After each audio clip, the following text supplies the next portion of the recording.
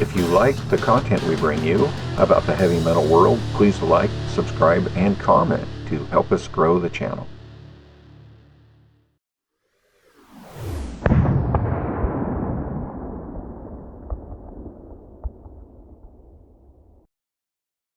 First of all, congratulations on the release of Too Many Lies, Too Many Masters. Thank you. Yeah. And so, first question. Your first two solo albums, Raised on Radio and Raised on Heavy Radio, are all covers albums. Your this new album, Raised Too Many Lies, Too Many Masters, it's all original material. Why did you decide to release the covers albums first? Well, actually, it was an idea from the record label because they were, let's say, chasing me for some years to make a solo album, and at that time I was not too much into this idea. So at the end, they told me, "Well, while you decide to make a solo record, why you just don't try with a covers album?" And I said, okay, let's try it. And we did this first one, which is called Race on Radio, and it was very well received by the fans. So we needed to do a second one. And then after that, obviously, it was pretty obvious that the people was waiting for a solo album. So that's why we came with the original material after that. Gotcha. Oh, by the way, I love the cover of The Shining from Black Sabbath because Tony Martin era. Who does that nowadays? Yeah, yeah. Actually, the main idea on the covers albums it was to do not a typical songs that everybody covers. To do something different and to really pay tribute to some bands that I really love. So obviously, when we thought about Black Sabbath, my first thought it was to make something from Headless Cross or the Tony Martin era. So it was pretty obvious that. Yeah, nice. Yeah. So how would you describe Too Many Lives, Too Many Masters? Well, actually, for me, for the people who already listened to the two covers album, uh, it's gonna be pretty easy to understand why and why the Too Many Lies, Too Many Masters sounds, because it's totally all the influences come from those first two records and all those bands that I was covering. So for me, it's like an open heart. Listen to the my all my influences since I was a kid. And with this, I'm saying like it's not only as the much of the people can think. It's not only Dio and Rainbow and the stuff, but you have other different bands like in the first Raised on Radio where you have Kansas and Foreigner and all those more melodic bands.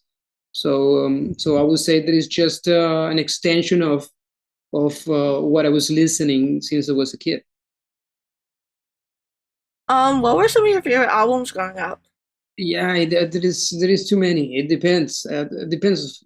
There's periods of my life when I was listening different stuffs, but the good thing, and I was always listening very, very varied things. Like when I was a kid with my father, he was a huge fan of American classic rock bands like Foreigner, Kansas, Boston.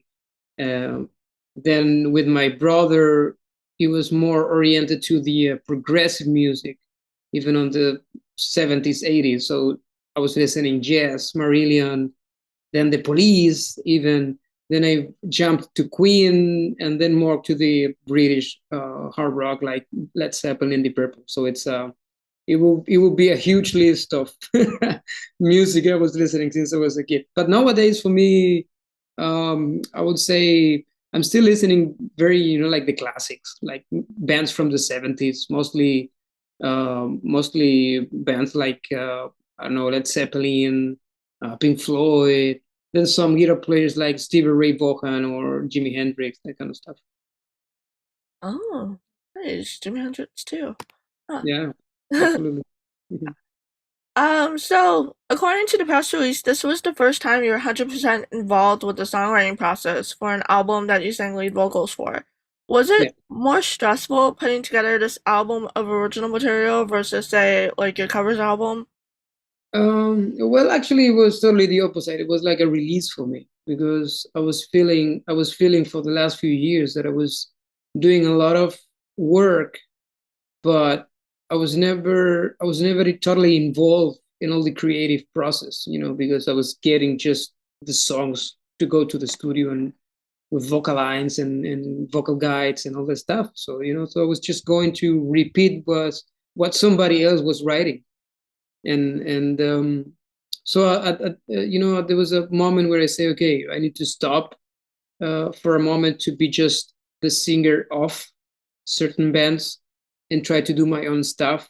And for me, it felt very something like a very I feel very released from many things, and to have control of what you are doing and how it's going to sound and how it's going to be in every aspect of the creative process.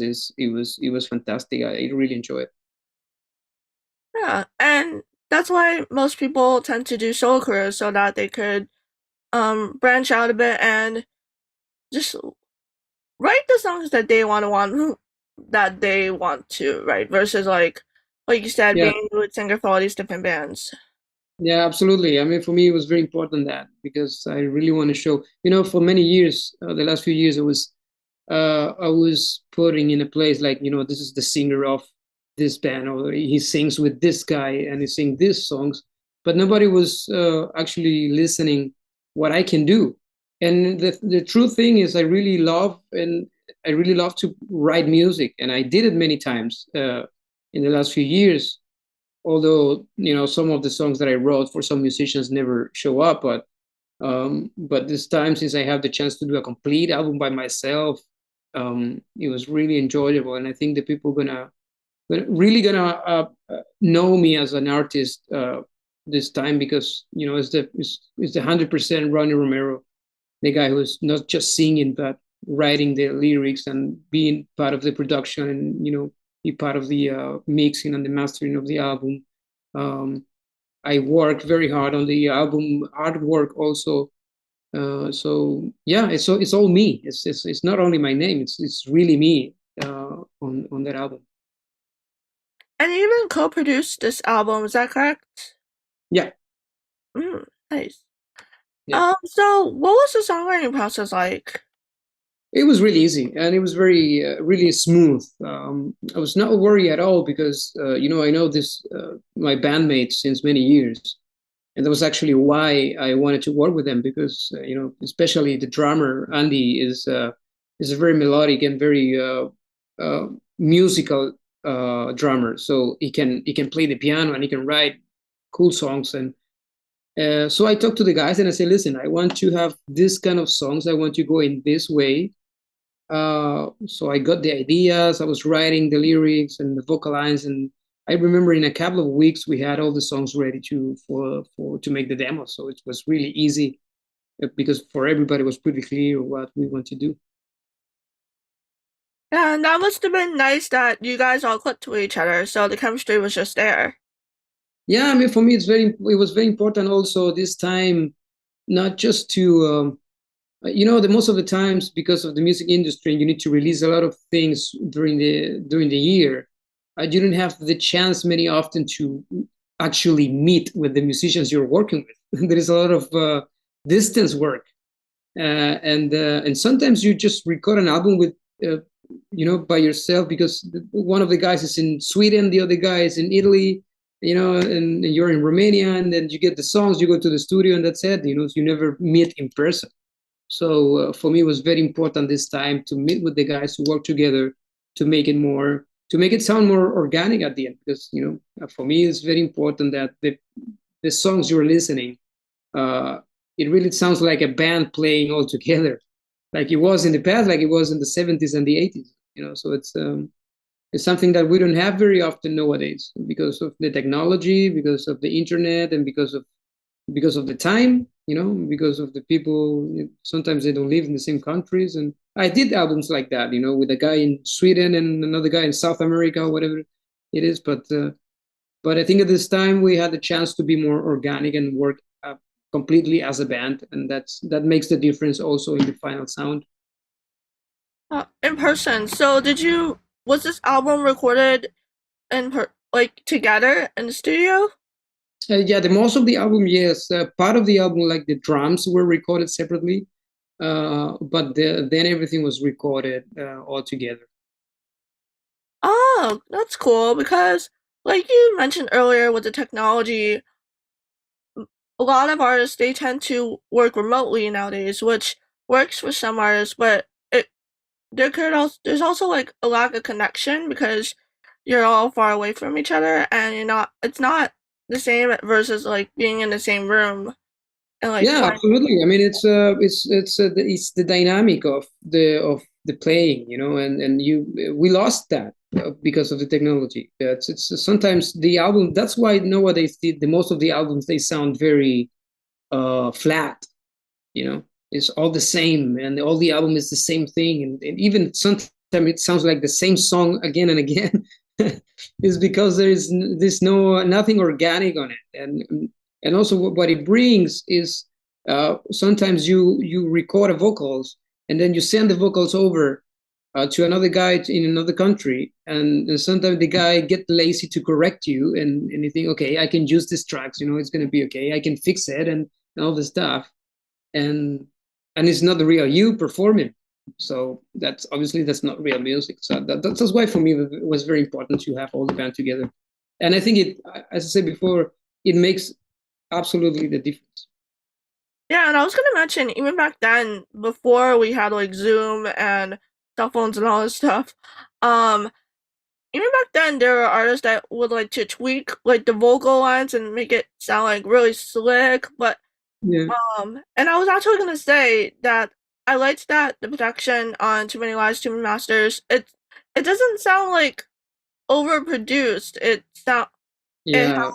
yeah, it sounds has like Yeah, I a mean, yeah, but that's another thing that for me it's very important when I write music. I'm always thinking on the live performance. You need to write music and record music thinking that you need to play the song live. So it makes no sense to overproduce everything. You cannot put 20 guitar tracks when you have only one guitar player, you know, and it's impossible to make like I mean, only Queen can do that, but the rest of the bands we cannot do that. To put like a 20 backing vocal tracks when nobody in the band singing besides the singer, so it's make no sense for me. That's why for me the album sounds very organic and very real because we can play the song in the same way when we are doing some shows. So that's very something to keep in mind also. yeah, yeah, definitely. So the first single you released from the album was Castaway on the Moon. What made you release that song first?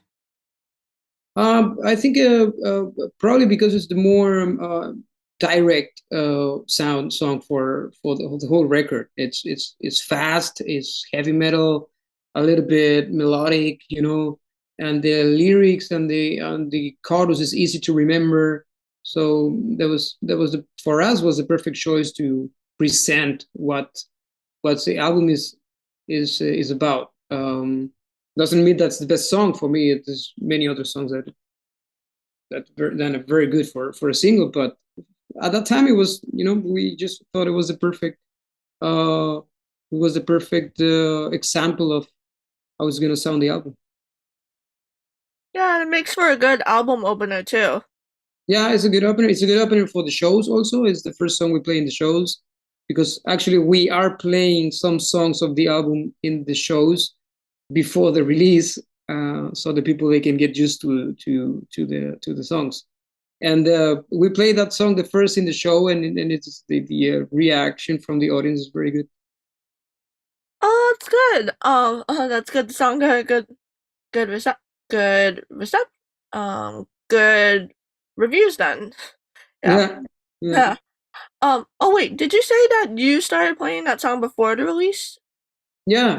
Oh, We did some shows already during the summer, and we were playing at least 3 or 4 songs from the album. Yeah, that's cool because like that reminds me from back in the old days where bands they were yeah, like exactly. Yeah, they would perform some songs from the new album and the album hadn't even come out yet. exactly. It Mm-hmm. is good. It is good because the people, they are waiting for that, and they can get used to the song. So when you have the release and you go out for the proper tour supporting the album, the people, they know the songs already. So which it's a kind of a strategically, is very good. So tell me about the second single, Chased by Shadows. How did that song come about? Well, there was a song that was probably the most easy song to write and to record because when I was talking with the guys about the direction of the album, I say I want to have this melodic bass on the album, but I want to go dark sometimes, like Black Sabbath a little bit, especially the Dio era of the band, and some Dio solo material also, like a couple of albums like Last in Line or Look Up the Wolves. So I told the guys I want to go that way, and then the guitar player came with this riff and as an idea, and we developed from that riff, and we have this kind of a progressive part in the middle before the solo, and it turns out in a really good song, and I think really defined my vocal style also. um, this kind of a Dio-ish sound, and the vocal line also is pretty similar to what Dio did with Holy Diver and all that stuff. So for us, it was like, okay, this turns really good, and we definitely we need to put it as a single. Yeah, nice. So you've been everywhere in the hard rock heavy metal world, from Richie Blackmore's Rainbow, George Black, Michael Schenker Group, etc. But now that you're doing a solo career, you kind of talked about this a little bit before, but how important is it for you to establish your identity as an artist versus only being known as the lead singer for all these different bands? Well, actually, I was looking for this since some some time ago, because I'm not gonna say I got tired, but yeah, there was a point where for me, um, I wanted to get rid of this label of this Ronnie Romero, the singer of. You know, I was obviously I feel really blessed and grateful, and to have the chance to work with all those great musicians, especially with Richie Blackmore, because it gave me my chance on the music industry, and he put me on the spotlight and all the stuff. And it's obviously I will always be very grateful. But then there is a point, especially at the end of last year, I was doing a tour with Michael Schenker, and and then I felt like, okay, I need to establish my name at some point, because those guys, uh, they're gonna stop playing at some point. It's gonna be very soon, because Richie, I don't think we're gonna do more shows, but Michael Schenker is celebrating his 50 years career anniversary, so at some point he's gonna stop, and I need to have something to show to the people. So I really wanted to establish my name and get rid of this the singer off, so I can show what I can do, and in the songwriting side and all the stuff. And this is me, and I learned and I grew up with all those great guys, and I played with them, but it was enough, and now I need to move on and look into the future with my own material. I'm glad you said I'm glad you said that, because it's kind of like you don't want to rely on a safety net. You want to like stand out on your own. Yeah, absolutely. Yeah, you have to, actually the feeling was, as you say, I was in the safety side. You know, there was no my name or reputation in the front of those shows. There was no my name on the tickets. I was playing big arenas, stadiums, long tours, a lot of things, but because it was somebody else there, so I really wanted to have the risk and see how it's going with my own name. And I think that's part of the excitement also. Yeah, definitely. So after the release of Too Many Lies, Too Many Masters, you mentioned that you were already performing shows, but what's next for you after this? Well, we still have we have still 3 shows this year as a solo band. We're doing one show in Germany, one show in Switzerland, but that's it. We are mixing the set list with songs from the new album and then some Rainbow Dio songs, covers, some Whitesnake, so for the people they can enjoy a little bit. And but then definitely from the next year we're going on tour for a long period of time. We're doing mostly Europe, Scandinavia, Japan, Central and South America, hopefully the US also. Well, we're working on that, UK. So yeah, we're gonna be the most of the year totally busy supporting the new album. We're gonna make summer festivals, of course. So we're gonna keep all the 2024 just on the road. Well, I know the fans would love to see you in the US, so hopefully, fingers crossed. Yeah, me too. Yeah. So, are you doing anything with Sunstorm or Lords of Black as well? Well, Lords of Black is yeah, we just recorded and we just finished the album a couple of months ago, and I think it's already delivered to the record label. I believe it's going to be released at the beginning of next year, if I remember correct. Probably going to make some shows also because it was a long time since we didn't play together after the pandemic. And we're working in a new album with Elegant Weapons also. We're going to make some shows with Elegant Weapons. And then about Sandstorm, The Ferryman, and all those studio projects I was doing the last few years, we're still thinking about if it's worth it to do it right now or just be focused on my solo album. But I think it's going to be mostly to be focused on Too Many Lies, Too Many Masters, at least for a year. Ah, gotcha. You mentioned Elegant Weapons and how you're working on another album. Are you helping out with the songwriting process alongside Richie? Yeah. Actually, yes, we were working on it. We need a new album because by now the set list is very short on the shows. We have just one album and we play mostly all the songs of the record, and it's not more than 1 hour set, so we need more songs. Are you helping with writing the songs for that album as well? Yeah, we're all working in the songs. I mean, as you know, the band have, because the album was recorded for different musicians. But the touring band we were touring the last couple of months is the band the lineup who's gonna stay. So the 4 of us we're working in the new material. So I think probably it's gonna sound more Elegant Weapons even than the first record. I imagine that album's gonna have like a different vibe, considering that, like you mentioned, it was the touring band's different from the studio band. So I imagine the vibe is gonna be a little bit different, especially since Richie did a lot of the writing for the previous album. Yeah, and also because we got the experience of playing live together and to have the reaction from the audience. So now we have more clear what the people like from the band. So that gives you a little guide on the songwriting process. Because it's more clear for you what the people like from the band.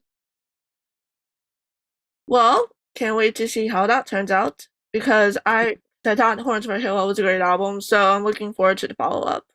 Good. Yeah. So yeah, looks like you're gonna be very busy the next few years, it seems. Yeah, But hopefully. yeah, and you seem to be the type of guy that likes to be busy anyways, yeah. I love that. I'm the typical person. I'm an early bird. I wake up very early in the morning. Like I can be just doing stuff like 7 in the morning with my coffee, and I love that. I don't like to just stay in bed, which is something that my wife really hates from me. But yeah, but yeah, I love to do things. It helps me a lot with my creative processes. So I need to have my mind busy all the time. Yeah, that really works for some people.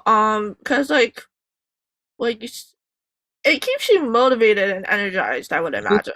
Yeah, absolutely. I mean, it's you keep it, on the roll, so it's very good for this kind of business where you need to be, especially nowadays with all the technology, the social, YouTube, and all the stuff. You need to be releasing stuff almost every day.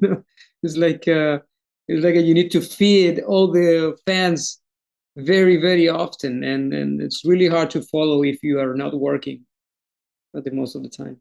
Yeah, especially people's attention span is not like what it was back in like the 80s, I'm assuming. No, no, I remember actually we were talking about this in another interview. It was like, when the MTV and there was a video clip coming up, and you were waiting for the video in front of the television, and then you were waiting, they repeat the video in the evening, right? And now to get the attention from the people when you release a video clip on YouTube is very hard, because the people that you're just scrolling. And they don't stay to watch the videos and all this. Even the social material and the content, it's very hard to keep the people's attention. So yeah, it's totally different. Yeah, even with like you mentioned the technology, like, because like technology, it gave us the opportunity to get things like almost instantly. So yeah, that didn't really help either, because it made people's attention span even. Well, yeah, it's great to have everything in your hand, but at the same time, we need to be careful on how we use that technology, because somehow it turns some people, not everybody, of course, turns some people more stupid, because, yeah, it's hard to say, but it's true. We were talking about this the other day with some friends, because I remember when I was younger, let's say, and you were meeting with your friends, and if you have a question or something, we were all thinking on the table, you remember how the call of the name of that movie, and we were all thinking, so your brain was working. Now you just Google it, so you're not thinking, right? And if you want to go to some place, you don't remember the route you need to follow, you just put it on the telephone. To talk to somebody, you just everything is instantly, and so the brain is not working as hard as it used to work anymore. And that's very dangerous, because it makes the people very, very, very flat in every level. It's really hard to have deep conversations in a dinner nowadays.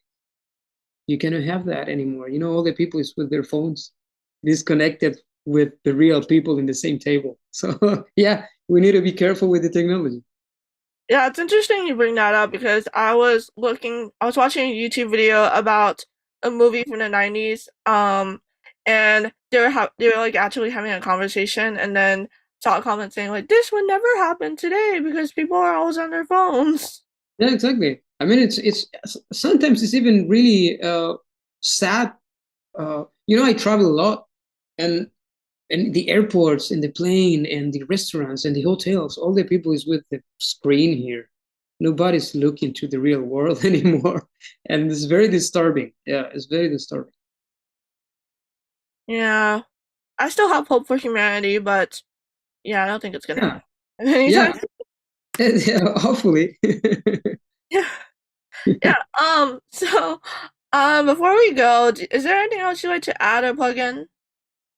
No, I think we're done with most of the things. Yeah. Okay, well, perfect. So thank you again, Ronnie, for taking your time out of the day to speak with me. My pleasure. It was a pleasure to talk to you. Yeah, and September 15th. Is that right? September 15th, yes.